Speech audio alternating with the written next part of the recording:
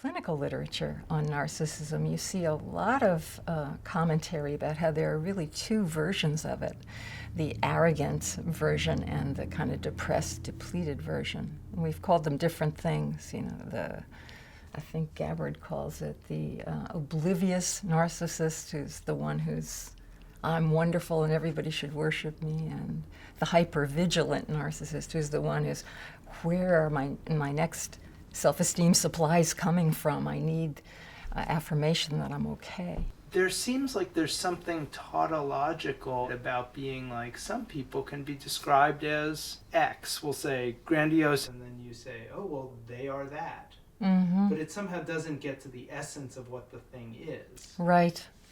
That's why I really don't like the DSM descriptions of personality disorders.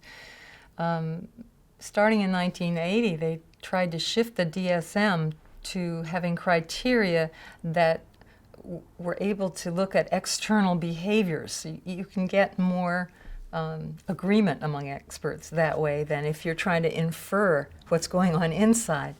But for a therapist, it's more important to know what's going on inside. The DSM pretty much describes the more arrogant version, but that arrogant version is a defense against another self-state in which the person feels terrible about themselves. And so their issue is all about self-esteem maintenance, and they use inflated self-esteem to defend against insufficient self-esteem. So they're easier to understand if you think of them as a person who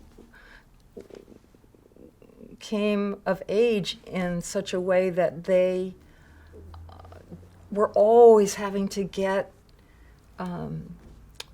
narcissistic supplies, as we say in the trade. They need evidence of their being important and powerful and beautiful and well-known.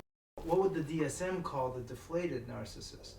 They don't really have a category of that. But somebody would show up as We'd probably diagnose them as having a depression. Not all depressions are alike, but the narcissistic version of depression is, I'm empty, I don't know who I am, help. I need somebody to make me popular and famous and powerful. And where am I going to get that? And I don't see where, so I'm depressed.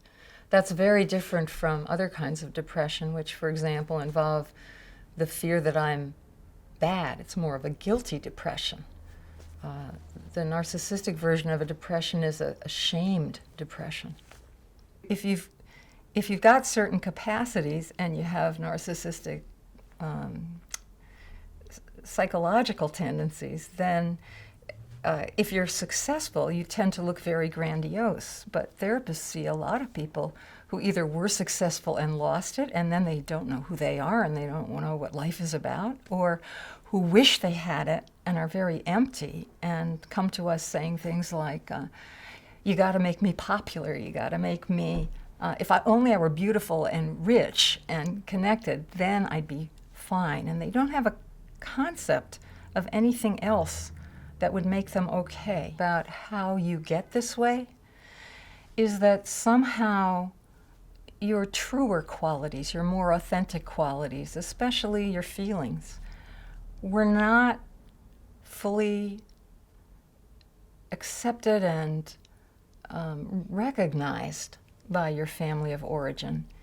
And for whatever reason, that created in you the sense that you had to be false in some ways or you had no value. Now, one version of how to create a person with difficult narcissistic problems is to be super critical all the time. You know, why an A? Why not an A+? And the child will always feel, I'm not good enough, and get desperate to be good enough because that's the only way that the kid feels valuable. But another way to do it is to say, you're wonderful, you're terrific. If your teacher criticizes you, I'm going to go and tell her a thing or two. We're seeing a lot of that in Western cultures these days because we've tried to overcorrect for the previous version. But the kid can get the same message there, because if a kid feels that the parent needs them to be perfect and is distorting them into a perfect being, they're not getting any message that their ordinary, flawed, naughty, problematic qualities are part of them and acceptable because they're a human being. So you can create somebody with a big problem in their core sense of who they are by any kind of distortion to try to make them into the child that a parent needs to reflect well on the parent. In the literature, again and again, we find that people tell us histories that make it sound to us like they were treated as, the jargon is narcissistic extensions.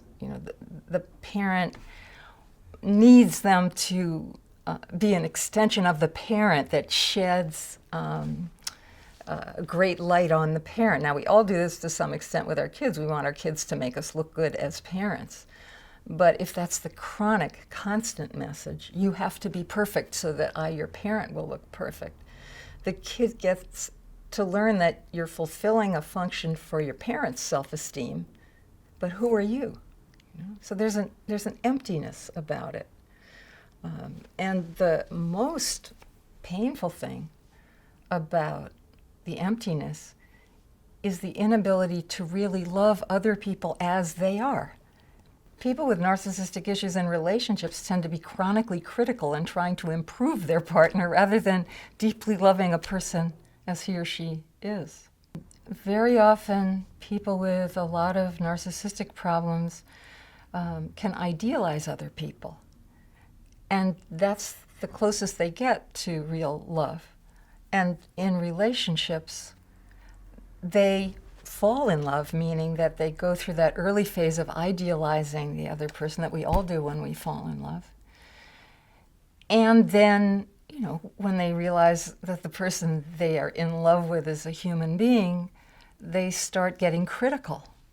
And it's because they really don't have the concept of having been loved for who they are, so they can't love others for who they are. But they use the term love, and they'll talk about somebody being the most wonderful this or the best that. And so idealization is sort of the closest that they can get. So they criticize other people for not taking care of them. In fact, a real problem in relationships with a narcissistic person is that people who are very narcissistic in their personalities tend to have this idea that if I'm in relationship with you, you should simply divine my needs and meet them. I shouldn't have to ask because I feel shame about asking. Shame is really at the root of narcissistic problems. If I say to them when they complain about somebody, well, did you make your needs explicit? What I get back is, what do you mean needs? You see the shame and the contempt for their being a person with needs. And in couple therapy, I'll try to get them to actually say, here's what I would need from you. But it's really, really hard for them. They would prefer to stay in the position of, you did that wrong, you're just a loser. Especially acknowledging one's dependency on other people. It seems to be quite terrifying for people who are brought up not being fully affirmed as who they are to feel dependent on somebody else. I'm talking about normal human dependency now, not people who are pathologically unable to take care of themselves. But normally people, we're interdependent. We require the forgiveness of our friends and partners when we make mistakes. We feel gratitude when people meet our needs. If you're brought up that you have to be perfect and grandiose, whatever way you got that message, whether it was from the culture at large or from your parents, but where it's overlearned that you have to be a false self, a grandiose kind of a person, you can't genuinely apologize because that's admitting a flaw. You can't genuinely thank because that's acknowledging need. And so the two things that are really the most important to repair and sustain relationships are out of your capacity. So you end up doing things like apology substitutes, which tend to leave other people cold. Like, if I am nasty to my husband on Monday and I make him a really nice dinner on Tuesday, he's not going to warm up to me unless I also say, I'm making you a really nice dinner tonight because I feel bad about how I treated you last night. If I just make him the dinner and then get pissed off that he doesn't realize that this is my way of undoing what I did, you can see that the relationship doesn't improve at all. And the same with thanks. It's a different transaction. If I go to a teacher who's helped my kid, and if I say, thank you so much for how you've helped my daughter, then if I go in and do a kind of thank you substitute, like, nice job with my kid, very well done, as if I'm in a position of superiority dispensing praise. So it's sort of painful to watch people with narcissistic psychologies try to sort of get along in a world in which they don't know how to apologize and they don't know how to thank because they can't acknowledge their interdependence on other people. People that we later diagnose as narcissistic, they don't even know their feelings because they haven't had people name them. Their feelings are unformulated. So they often can identify that they're in a rage or they're feeling envy, but some of the more nuanced feelings they can't even find in themselves. What's an example of a nuanced feeling? Being sad, being regretful, finding oneself having mixed feelings about something, feeling tender. It's not like, the older descriptions of like neurosis where you have unconscious sadness, for example. It's more like you don't even know what sadness is. Nobody ever helped you grieve. So when you're feeling sort of a painful sense, you don't even know how to deal with it, what to call it. You tend to be critical of yourself and then critical of anybody else who's sort of open about sadness or limitation or dependency. And you suffuse yourself with contempt because, you're feeling this thing that you don't understand. But we have learned over the past 100 years that there are some people who can't find their anger, even though they look angry to other people, because they literally don't feel it. In fact, there's been some research done in Canada where they've used fMRIs on people who are so-called alexithymic, which is a fancy word for they don't know what they're feeling. They have no words for affect, is really what the Greek term means. And if you take fMRIs of their brain, they really aren't feeling what everybody else will say they're feeling. They'll be in a group and everybody will say, "You're angry." And they'll be acting what all the rest of us would think of as angry. And they literally don't know that that's what's going on. Something isn't hooking up in their brain. I think we'll learn a lot more about the neurology of this eventually. But that's very different from I can find my anger if I just am honest with myself. Well, I can say a few things about treatment. There's always been controversy about how to work with people with narcissistic dynamics, and partly it's because of they can have such different presentations. They can be devaluing, or they can be idealizing, or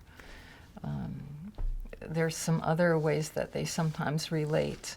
All of these are their ways of trying to have a relationship, but they differ in what they require.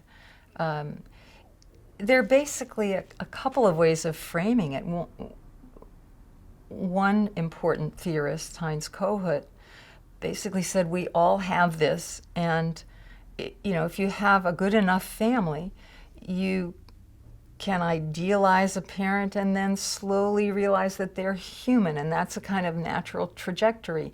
And where you run into narcissistic problems is if the parent isn't good enough to idealize in the first place, so you can't take in the sense of identification with a good enough person, or when they later in the process when they resist your seeing them as human, like in kindergarten when they come home and tell you that their teacher knows more about dinosaurs than you do, and you have to continue to be seen as the wonderful, perfect parent of the 3-year-old.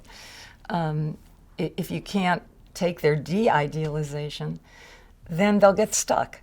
And that's a way of thinking of it as a normal developmental process that people get stuck in. And therapy involves just helping them along that, get back on that developmental path. And the other main approach to it construes it as more of a getting off the path at the very beginning, and using radically maladaptive ways of dealing with development, especially devaluation of anything you might envy. And if you frame people like that, you kind of have to slowly take apart their tendency to devalue and show them the needs and the shame and the envy underneath that. And how you work with patients depends on, whether you're going from one theory or the other, how you see the particular patient, because some patients are better candidates for one than the other, and also to some extent the therapist's own personality, because especially with this kind of difficulty, it's really important that the therapist be fully authentic. You have to integrate who you are with how you understand any particular patient. So you can't do really good psychotherapy by applying a formula to anybody. Yay. Good enough? Good enough object.